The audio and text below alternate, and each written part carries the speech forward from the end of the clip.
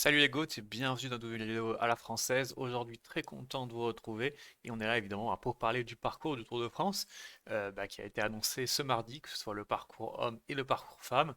Et ce qu'on peut dire, c'est que au niveau des hommes, on a eu un parcours assez diversifié avec pas mal de nouveaux cols et de cols un peu historiques. Je sais pas ce que t'en penses, Anto. Un parcours comme prévu, bien Tour de France, c'est-à-dire pas mal de longs cols, pas mal de montagnes, surtout en deuxième et troisième semaine. Mais ça reste quand même bien classique, même si on a quand même peut-être un peu plus de montagnes que ce qu'on a vu ces dernières années, quoi. Ouais, c'est clair. Et puis du coup, un départ de Lille. Ça fait quand même assez longtemps qu'on n'avait pas eu un départ sur le plat. Donc potentiellement un sprinter qui prend le maillot jaune. Et puis direct après, on se retrouve avec des étapes un peu accidentées. On a aussi le chrono qui arrive assez vite. Donc moi, je trouve ça quand même plutôt intéressant d'avoir une première semaine où il n'y a pas que du plat, du plat, du plat. On l'a vu cette année, ou avoir quelques étapes un peu accidentées, ça peut quand même rajouter des trucs. Ouais, ça boycotte un petit peu le sud-ouest de la France, en tout cas la partie bien ouest. Le retour de la Bretagne aussi, ça faisait longtemps qu'on n'avait pas vu la Bretagne sur le tour, donc il y a toujours une superbe ambiance, donc on aura des belles images, je pense. Au final, on a 5 arrivées en altitude. On fait évidemment toujours les mêmes massifs, les Alpes, les Pyrénées, le Massif central, même le Jura. Donc voilà, au total, si je me trompe pas, on a 6 étapes de montagne, 6 étapes un peu accidentées, moyenne montagne, et 7 étapes de plaine. Donc c'est assez équilibré avec 2 chronos. Je pense qu'on va avoir un beau Tour de France. Ouais, exactement. Du coup, si on reprend un peu plus dans l'ordre, on a la première étape qui est vraiment promise normalement au sprinter. La troisième étape aussi, malgré le Mont Cassel qui est cher à Valentin Madouas. Et sinon, on a quand même l'étape 2 et puis l'étape 4 qui serait quand même plus des étapes pour puncher. Donc, pourquoi Mm. pas déjà voir une première explication entre favoris, ou alors peut-être avoir des punchers type Van Der Poel qui pourraient quand même faire des belles choses. Je sais pas trop toi ce que t'en penses, que tu vois les favoris déjà se livrer aussitôt. Non, non, non, ils se livreront pas. Après, Pogacar, s'il peut prendre une petite bonif ou quoi, ou aller chercher une victoire d'étape avec son maillot arc-en-ciel, je pense qu'il s'en privera pas. Pourquoi pas voir Julien Alaphilippe si Tudor est sélectionné sur ce Tour de France, s'amuser sur un parcours comme ça, en tout cas sur les étapes 2 et 4, comme tu l'as dit. Même on peut le voir après qu'en avance à l'étape 5, on reviendra juste après dessus, c'est le chrono. Mais on a l'étape 7 où il y a Mur de Bretagne, on sait que ça va être très bien plus pardon, à Mathieu Van Der Poel. Et un peu moins à Julien Philippe, mais il aura peut-être une revanche à prendre là-bas. Je sais pas ce que toi t'en penses, en tout cas si on revient au chrono à l'étape 5. Ouais, moi, pour moi, le chrono, c'est le premier gros temps fort de ce Tour de France. Quand on pense notamment à un Remco qui pourrait déjà reprendre le maillot jaune, ou alors aussi un Pogacar qui roule très bien et qui pourrait, comme tu as dit, aller chercher les étapes et donc des bonifs. Donc c'est le premier gros temps fort. Et puis après, ouais, le Mur de Bretagne, c'est sûr que c'est un truc aussi qu'on attend pas mal. Euh, Van Der Poel, évidemment. À la Philippe, j'y crois un peu moins. C'est quand même souvent un mont qui, enfin pas un mont, mais un mur plutôt, qui lui a souvent pas trop porté chance. Donc ouais, pourquoi pas Van Der Poel, pourquoi pas Pogacar aussi. De toute façon, Pogacar marche pour tout. Ou un Remco, un Stephen Williams aussi, des mecs comme ça. Mais ouais, c'est quand même une première semaine qui sera plutôt destinée au puncher en tout cas. Même même l'étape d'après, à Laval, il me semble que l'arrivée est un peu punchy, donc peut-être ce sera pas assez dur, ce sera plus pour un Guilhermet ou un profil comme ça. Mais ouais, une première semaine en tout cas pour Puncher, avec un peu moins de plats que d'habitude, et je trouve ça plutôt bien. Oui, c'est ça, ça va pas être une purge avec 10 millions de sprints, etc. On a moins de sprints que l'année dernière. Et même les étapes, pardon, qui sont plus des étapes de plaine, sont quand même des étapes assez punchy, comme tu l'as dit. Laval, il y a quand même, de ce qu'on voit en tout cas sur le graphique, un beau petit faux plat montant à la fin. Donc voilà, ça va pas être du free Philipsen pendant 3 semaines et c'est pas plus mal finalement. Après, quand on avance, du coup, on a parlé de Laval à l'étape 8.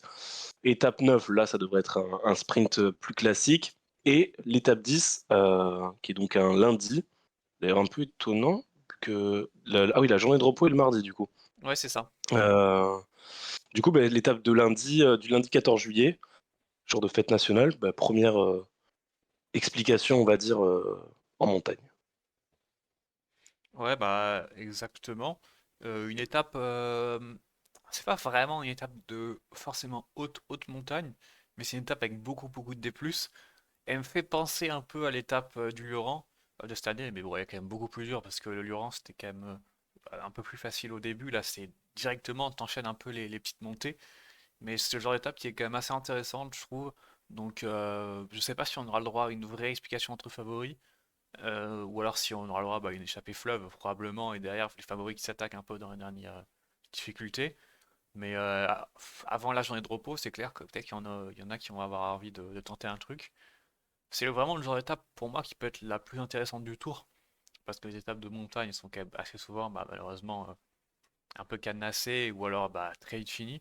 Et c'est le genre d'étape un peu accidentée et tout, il peut y avoir pas mal de surprises, que ce soit des favoris peut-être un peu moins forts qui anticipent, des Roglic, des mecs comme ça. Donc moi en tout cas j'en attends beaucoup cette étape. Je sais pas toi ce que t'en penses. Surtout qu'on sera déjà au bout de 10 jours de course, sans interruption, donc ça va quand même être assez. Les organismes seront fatigués, quoi, finalement, déjà. Donc, vu qu'on n'aura pas. Il n'y a pas tant d'étapes que ça sur cette première semaine, d'étapes de repos où les favoris vont pouvoir. On va laisser partir une échappée et il va y avoir rien à faire, il n'y aura pas de difficultés. Il y aura quand même pas mal de difficultés tous les jours. Donc, je pense que c'est une étape qui peut plus surprendre que ce qu'elle en a l'air, en tout cas sur le papier. En tout cas, ça sera une belle manière de partir le mardi du coup 15 juillet au repos, avant là, une étape un peu sieste pour revenir le mercredi 16 juillet à Toulouse. Même si il y a quelques petites bosses dans le final, je pense que ça suffira pas pour faire des différences ou quoi. Avant, du coup, la montagne et les Pyrénées qui arrivent avec première, voilà, on peut le dire, première vraie étape de montagne entre Auch et Otakam, avec le Soulor, le col de Border, donc je sais pas du tout si tu connais toi, mais moi je connais pas du tout, et ensuite la montée d'Otakam qu'on connaît bien. Non, après le col de Border c'est quand même un tout petit col de 3 km. C'est sûr que ça Ah oui, rajoutera j'ai même pas fait gaffe. quand même quelque chose. Mais ouais, après la montée d'Otakam, et ce qui est marrant de voir que au-delà de Otakam, on a aussi le col de la Loze et puis le Mont Ventoux, qui sont quand même les trois cols où Pogacar a quand même eu des coups de moins bien, avec en plus le Granon qui est pas là. Donc est-ce que les organisateurs ont pas aussi eu un peu envie de faire un espèce de tour anti-Pogacar en lui mettant les cols où où il a eu des désillusions, des défaillances entre guillemets, même si bon, elles sont pas dues au col en soi, elles sont dues à d'autres circonstances de course. Mais je trouve ça quand même assez marrant de voir ça. Mais sinon, oui, première grosse étape de montagne. Évidemment, ça paraît assez évident que soit ce sera l'échappée, soit un favori du style Pogacar, Vingegaard, voire un Remco s'il s'améliore en montagne.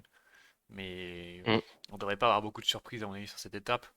Et je pense qu'à la fin de cette étape-là, on saura vraiment qui sera au niveau pour concurrencer Vingegaard et Pogacar, et s'il y en a qui sont capables de le faire. Donc, Ouais. première étape qui nous donnera des vrais enseignements, je pense. Ouais, comme tu le dis. Et ce qui est intéressant et ce qu'on n'a pas trop l'habitude de voir, c'est l'étape du coup 13, le 18 juillet, avec un chrono court de 11 km, mais totalement en montée. Bon, même s'il y a, non, il y a quand même 3 km un peu de faux plat, montant, descendant. Mais ensuite, c'est la montée de Péragude qu'on connaît bien. Et finalement, on n'a pas trop l'habitude de voir ça sur le tour. On voit souvent sur les tours de Suisse, les tours de Romandie, on voit souvent ça. On sait que ça avait bien réussi à Lenny Martinez, en tout cas pour ces exemples-là. Voilà, ça va être intéressant de voir comment réagissent des coureurs qui sont un peu moins bons rouleurs, mais qui là perdront sûrement moins de temps du coup qu'à l'habitude dans un contre-la-montre comme ça. Ça fait quand même, à part le chrono, voilà, il y a 33 km de chrono plat, mais sinon le deuxième chrono va quand même bien avantager les grimpeurs. Ouais, c'est clair. En fait, ça m'a fait un peu penser quand j'ai eu le profil au chrono de Combloux en 2023. Mais en fait, Combloux, il y avait vraiment beaucoup de plats avant. Et c'était pas une montée Ouais. comme ça, montée sèche. Alors que là, c'est vraiment la montée directe. Et c'est quand même Mm. un effort particulier. Je me souviens il y a quelques années, sur le Tour de Suisse, il y a eu un chrono un peu pareil, il me semble.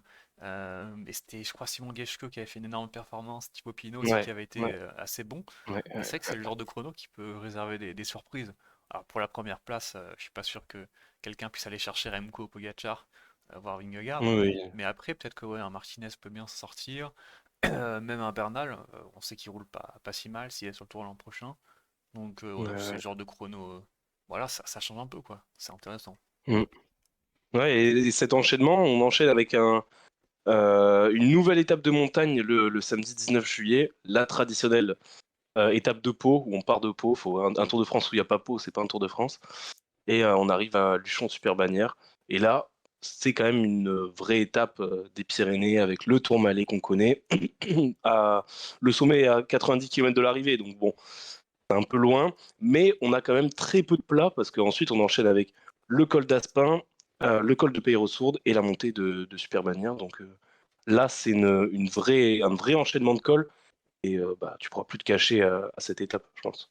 Ouais, voilà, c'est clair. Juste après le chrono, en plus, qui aura probablement déjà fait des dégâts, ce sera un peu l'étape, voilà, pour vraiment mettre tout le monde à sa place.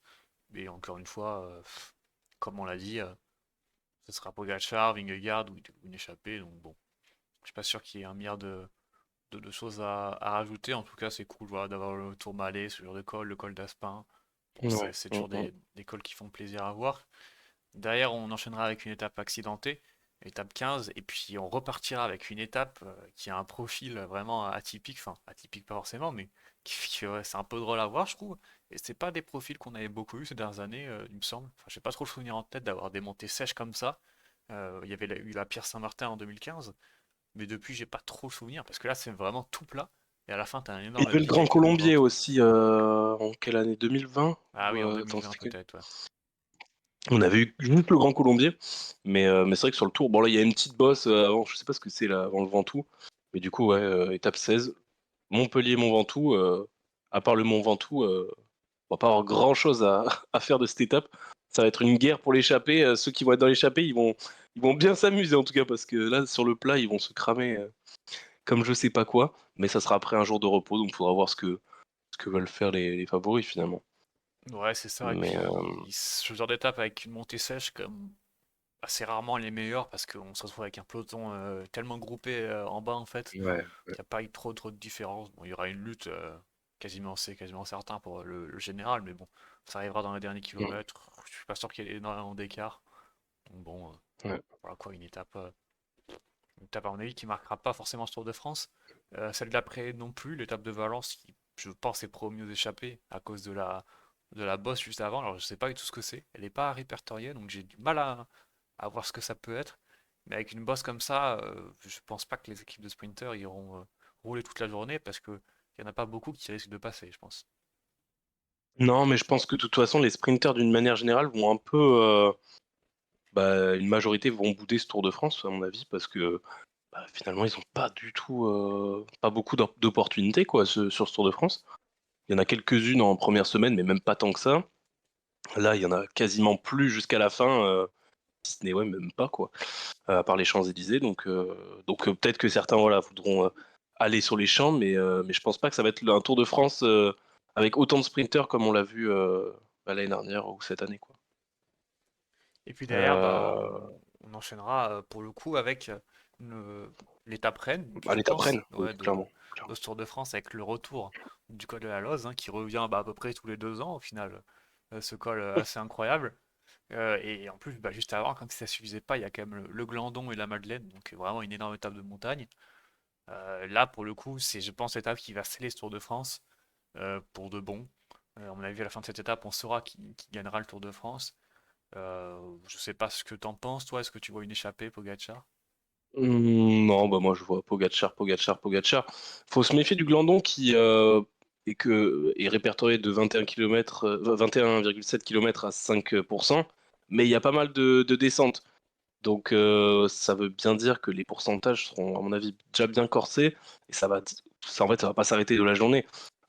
C'est dommage qu'il y ait un petit peu de plaine, mais bon, après, tu peux pas non plus passer en avion, hein, donc faut bien prendre des routes pour aller enchaîner entre la Madeleine et la Loze.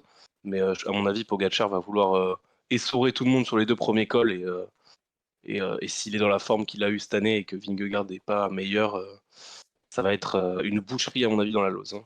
Donc tu penses pas du tout que Pogacar peut avoir un coup de moins bien comme il a eu les deux dernières fois où il est allé sur la Loze? Bah, c'est sûr qu'avec la haute altitude, ça va être, ça peut, lui permettre enfin lui permettre, nous permettre, de relancer un peu le suspense s'il y en a encore. Mais bon, moi pour moi le Pogacar de cette année, même à haute altitude, il y a pas de faille, hein, Ouais. j'ai un peu de mal à croire qu'il arriverait à peut-être qu'il prendra pas 20 minutes, sur la Loze s'il y a des grimpeurs, type, bah, Vingegaard qui peut-être sera plus en forme cette année, enfin l'année prochaine du coup, mais j'ai du mal à y croire, pourquoi pas. Et après on enchaîne du coup l'étape 19, Albertville-La-Plagne. Là aussi une très belle étape avec, bah, pas mal de cols qui s'enchaînent. Ça va être intéressant de voir avec, bah, des cols que moi je connais pas trop. Le col des Héry sur Ugine, je connais pas trop.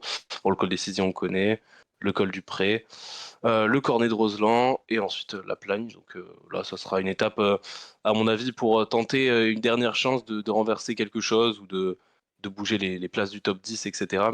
Parce que je pense pas que sur l'étape, 20, il se passera grand chose entre, Nantua et Pontarlier, qui est plus une étape accidentée, avec, Ouais, c'est voilà, je ça. pense, une étape promise aux baroudeurs, quoi.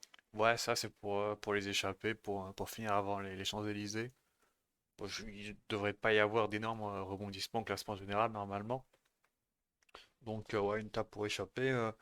Ça a parfois été le cas ces dernières années. On se souvient de Mohoric, même de Laporte, c'est quand même des étapes juste avant la veille de l'arrivée. Donc bon, Mmh. ce sera pas l'étape qui restera à mon avis dans le Tour de France. Mais dans tous les cas, moi je pense quand même qu'après la LOS, le Tour de France sera fini et que le reste sera juste des étapes bah, pour les baroudeurs, pour aller chercher une petite étape et que Ouais. au niveau du général, il n'y aura pas trop grand-chose à dire.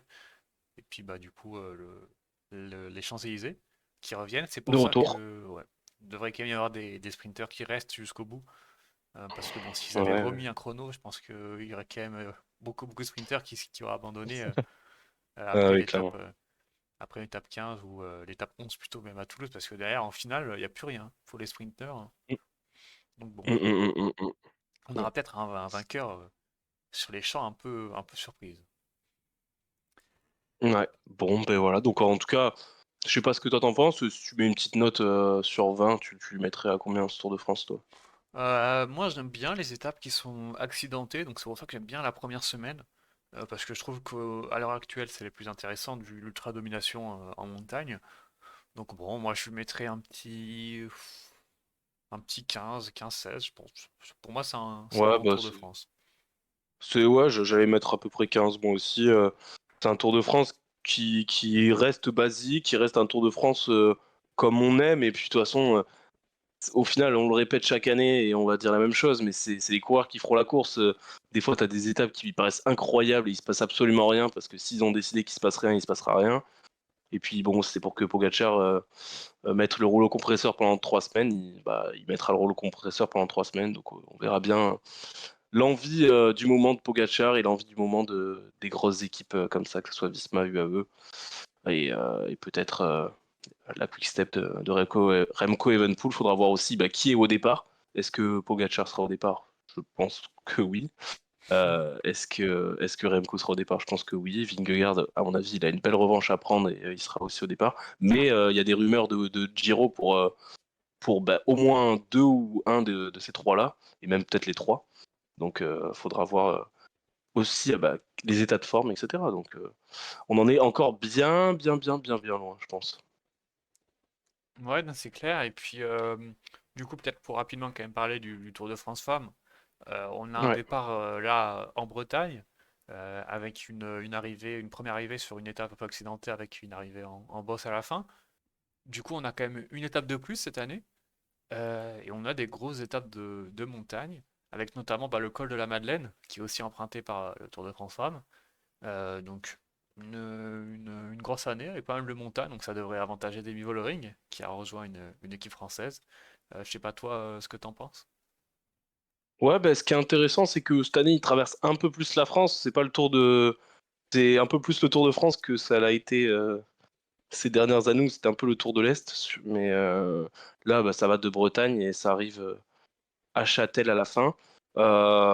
Assez intéressant, ouais, de voir pas mal de montagnes. Comme tu l'as dit, l'équipe FDJ Suez va avoir une sacrée équipe avec notamment Demi Vollering.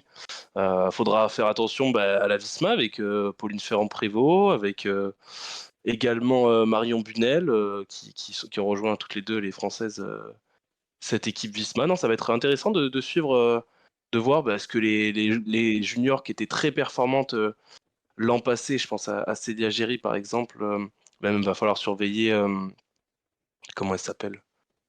Va falloir aussi surveiller chez Movistar Kat Ferguson qui a tout écrasé chez les juniors et qui a déjà gagné en fin de saison quand elle était stagiaire avec Movistar chez les pros et chez les élites. Donc voilà, il va y avoir pas mal d'attractions et je pense que ça va être intéressant. Et c'est intéressant de voir au fur et à mesure des années une densité qui se réduit. Vollering qui a été battu cette année, bon, avec la malchance qu'elle a connue, mais voilà, ça va être intéressant de voir ce qui se passe. Et puis de toute façon, si Vollering gagne, ça sera une équipe française qui gagnera, donc ça sera pas plus mal aussi. Ouais, bah c'est ça. Bah, en tout cas, c'est toujours cool de voir le Tour de France féminin et bah, du coup aussi le cyclisme féminin se développer de plus en plus. Mm. Voilà, je pense qu'on a fait le tour des deux compétitions. N'hésitez pas à nous dire ce que vous pensez de ce Tour de France, lui mettre une note, et puis nous dire aussi quelles étapes vous vous attendez le plus sur cette édition. Et bon, encore une fois, comme d'habitude, les coureurs font la course, quoi. Et donc, on se retrouvera évidemment, de toute façon, en juin pour décrypter plus en détail avec les favoris des états de forme et tout, ce Tour de France. Et on se retrouvera en juillet, à chaque étape, encore une fois, pour en parler. Et on se dit, à la semaine prochaine. Salut les gouttes. Salut les gars.